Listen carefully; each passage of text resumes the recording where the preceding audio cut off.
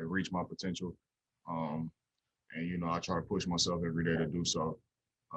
So I mean, it would mean a lot. It would definitely be a milestone. But I'm just gonna keep working and getting better every day. Mark Berman, New York Post. Hey, Julius. Yeah, just a story came out that you actually called Kenny Payne when you found out there was a possibility. Yeah. And I mean, were you excited? I mean, did you try to convince him? Yeah, I definitely tried to convince him. And I for sure was excited when I heard, it was a possibility. So, I mean, that's my guy. It's nobody better to have in your corner, than him. So, it's definitely been a great thing for me. Him coming here and relationship I have with him is amazing. So, it's been good. Steve Popper, Newsday. Hey, Julius, you've had numbers that probably could be considered for All-Star team the last 2 years. But the difference this year, Thibodeau was saying maybe the contribution winning. What do you see as the difference this year that people are talking about you in this way? I mean, Coach said just the impact on winning. Just, as you grow as a player and throughout the course of your career, you learn how to do the little things to help your team win, put your team in position to win. So, Coach has done a great job of coaching me up and putting me in those positions. So, we're winning, having good numbers, whatever the case may be. But, I think a lot of people maybe before the year may have counted us out as a team or, said that we weren't going to be that good of a team. And, we're turning a lot of heads on a game-to-game basis. So it probably has something to do with it too. Sandro from Knicks Digital. Hey, Julius. So, tonight marks the first game this season with fans back at the Garden. Ultimately, for you, what does it mean to have them back and how will their energy help the team?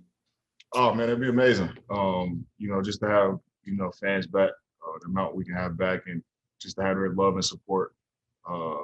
It's definitely going to be, something that'll be good to be a part of.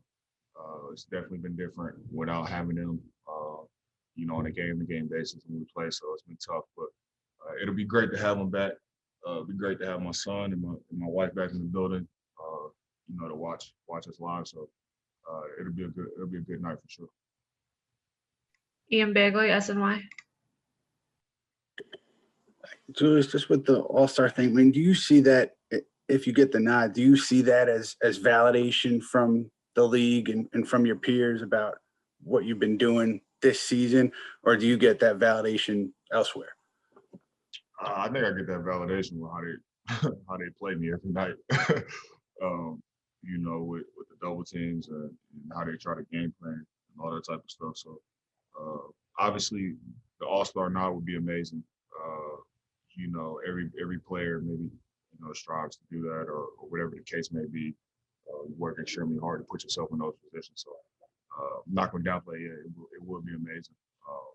But I think just over the course of my career from year to year and then jumping to this year, the improvement is what I'm most proud of, and that's what I want to keep going. Mike Borkinoff, The Athletic. Hey, Julius. I mean, you and so many other guys who went to Kentucky and on the Knicks now, talk about Kenny Payne and just what he's done for you. What exactly makes him so, such a guy that you love and so helpful in terms of, helping your on-court game too? Yeah, he cares about you as a human being. It's not just basketball with him. It's really a family thing. And he cares about me. He cares about my wife and my son, and cares about how I'm doing mentally as a person. I don't know what it is, but it's just different when somebody cares for you as a person, who you are. It's not just basketball. We have time for 2 more questions. Rebecca Harlow, MSG Network. Julius, any of the personal accolades that you receive or personal goals that you accomplish, how much more do those mean to you this season, just given this tight-knit team that we're witnessing? I mean, there's a lot. And I think, like you said, the team has a lot to do with it. Just, who we are as a team, how we play for each other, how we help each other out. It's showing. So I mean, the personal stuff is great. But you know, it's really a team thing of what we're doing, and you know, I'm reaping the benefits of it. We all are. Coaches, everybody is. And, we just want to keep the good energy going. Sandro from Knicks Digital. Hey, Julius, just to go back to fans in the arena real quick. What does this moment mean for New York City? It's a lot. It means a lot. You know, this has been a rough year. You know, since the last time we had fans, I think I saw something that said like 350 days or something like that since we had fans. So it's been tough. It's been tough on the city. We know how important the Knicks are to the city of New York. We understand, you know what we mean, like I said, to the city, and you know, for them to be a part of what we're doing and what we're experiencing this year as a team, and how we're building, it'll be amazing. So get them back in here. I'm sure they'll appreciate it. We'll appreciate it. Look forward to it. So what an all-star looks like, everybody. Thank you, Julius. Here. Hi, everyone. We have RJ. Raise your hand if you have a question. I'll bring you into the room. Mark Berman, New York Post. Hey, RJ, you guys have played 14 home games and you seem to have defended your home court. How do you feel you played at home?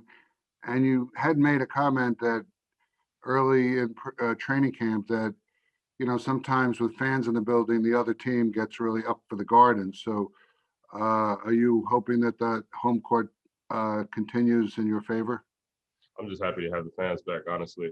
You know, been missing them. You know, it's been great playing at home, but, you know, nothing compares to when you have, you know, the fans back there in the Garden. So I'm just really excited for that.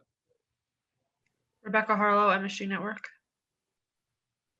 RJ, obviously we don't have the news yet on Julius, but just from your perspective, with all the work that you've seen him put in personally and also what he's given back to the team this year, I mean, what would be most exciting to you if he were to get that nod?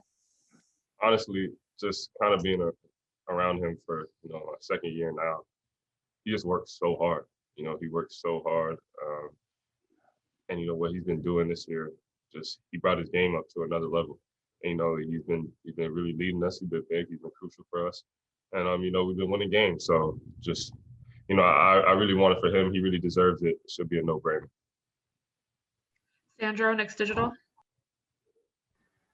Hey, RJ. So on fans being in the arena, it's been actually 353 days since fans were there. Ultimately, what does this moment mean for New York City? Honestly, you know, it's the Garden. You know, I can't really say much. It means a lot. I think it means a lot for, you know, New York. It means, you know, it means a tremendous amount for us. Just, you know, give us that extra boost. You know, just I miss that joy and happiness of, you know, just having the fans there cheering. So, like I said before, very excited. Steve Popper, Newsday. Hey, RJ, I know you just declared Julius an all-star, but what's the difference between last year and this year that you think that you and other people have come out so strong that he deserves it this time? Like I said, he works so hard. He works so hard. He's leading. You know, he's being vocal out there. He's honestly doing everything out there on the court for us. So, you know, we really appreciate it, and, you know, to come into work and see someone, you know, with that talent and that ability, you know, working hard every day like that, it motivates the rest of the group too. Mike Vaccaro. RJ, what's it been like now that fans are coming back? How can you describe what it's been like to play in front of the empty buildings? I mean, I know obviously when you guys are coming up in the AAU games and summer league games, you play in front of nobody. So on one level, you're used to it. But, you know, for you, you had a year of ACC basketball and you had a year of the NBA to kind of get acclimated as to what a crazy atmosphere is like. What has it been like to kind of get used to and be able to still play your best in front of nobody watching? I think it's been a little different just in terms of, you know, like home court advantage. There's no fans, you know, you're really just playing basketball.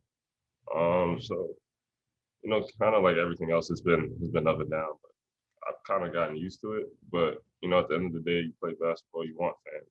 You know, you want fans to be there. You want cheering. You want to hear the boos. You want all of Steph Bondi, Daily News. Hey, RJ. I was just I know we asked you before, but with your minutes going down a little bit, how have you been adjusting to that? Been great. I've been great. Just whatever the team needs, like I was saying before, whatever the team needs me to do, I'm gonna do. It's been working out for us lately, so I'm very happy. Last question, Ian Bagley. Hey, RJ, you guys right now are number 3 in a defensive metric, points allowed per 100 possessions. I mean, outside of just giving the effort, what are the factors behind the success there? Can you let us behind the curtain a little bit on the success defensively? Kind of just, I feel like just getting more connected. Getting more connected. We've been really working on it every day. Tim's been doing a great job of putting the system in, and we really been giving all our effort out there defensively, and trying to get stops so we can create offense for us. Thank you, RJ.